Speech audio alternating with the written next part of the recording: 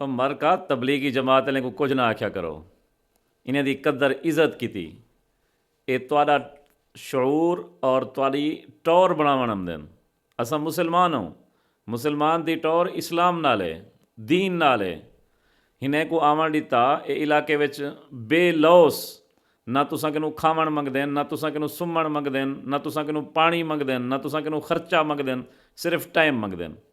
इन्हें को टाइम दिता करो। ये कोई फ़िरका या ग्रुप या जमात नहीं, ये इंसान को इंसान बनावन वाली फैक्ट्री है। इन्हें विच कोई तशद्दुद, कोई सख्ती नहीं। ये पुलिस को जेड़ा काम नहीं थींदा, ये मुहब्बत की जुबान विच, मुहब्बत के मिठे हत्थे नाल ये बेनमाजी को नमाजी बने देन, बेरोज़ेदार को रोज़ेदार बने देन, चोर डाकू को नेक ते अल्लाह दा वली इंसान बने देन। क्या तैं नहीं डिठा जुनैद जमशेद जी हाँ गुलूकार, सिंगर, गाना वजावन वाला बंदा अल्लाह दा वली ते नात खां बन गए? क्या तैं नहीं डिठा करैक्टर सईद अनवर, करैक्टर खिलाड़ी है, दीन का कोई पता कह नहीं, इस्लाम का कोई पता कह नहीं, तबलीगी जमात का हथ लगे, दिल साफ थे आ गए। ये अल्लाह की मुहब्बत इंसान को आते रंगेंदन।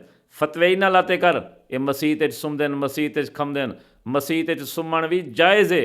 एतकाफ की नीयत नाल सुमे या बंदा मुसाफिर होवे जिंदा ब्या कोई ठिकाना नहीं, मस्जिद ही सुम सकते।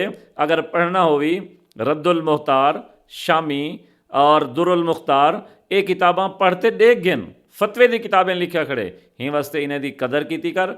आवन वाले तेरे नस्लें का भी फायदा है, तेरा भी फायदा है।